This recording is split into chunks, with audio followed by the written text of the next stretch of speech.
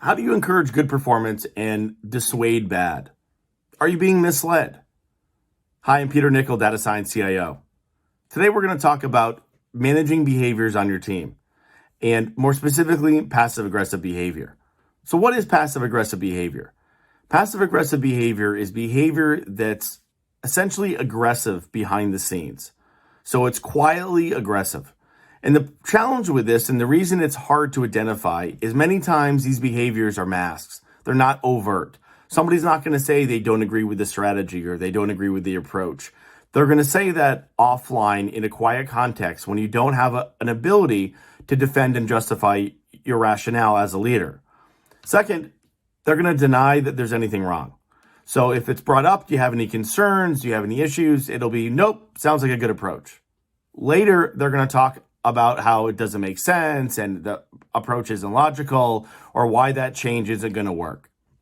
And lastly, typically these folks really don't like to be introduced and have any type of change. And it's really an inability to communicate that we're talking about here.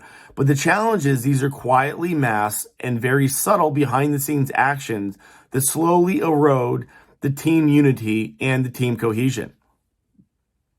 So what are some examples and some ways to spotlight and highlight this? First is, an example might be being left off of email communication. There's a critical email and you as a leader were not included on it. Maybe it's just an omission, so assume good intent for the first couple times. But if it happens 2 or 3 times, that's starting to be deliberate and it's a form of being passive aggressive. Another example is somebody really resistant to change. Every time something is provided in surface, they just really aren't interested in having any type of change. So how do we get ahead of some of this stuff? There's 3 basic approaches. One is establish team norms that set the behavioral standards for your team. What's acceptable, what's not acceptable. Being able to challenge authority and bring up issues of concern verbally in front of others is part of a good team norm standard. Not having sub-conversations or sidebar conversations, talking ill about other people.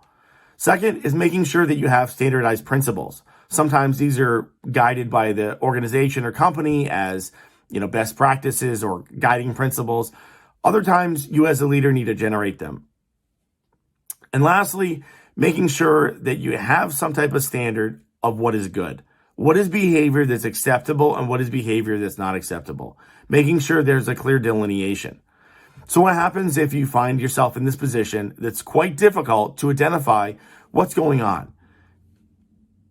Probably the symptoms will be the team isn't gelling. There's a lot of undertones of people don't agree. But usually this is derived from 1 or 2 people that is creating this negative culture and ultimately sabotaging what you're doing.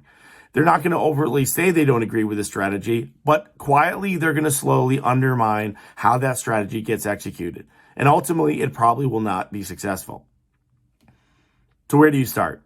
First, you need to sit down with that individual and have a conversation about what the purpose of the meeting is and the fact that their behavior is not acceptable. Second, you need to identify performance and behaviors that do not align to one of those 3 things, either the team norms, the principles, maybe competencies, or the standard for good.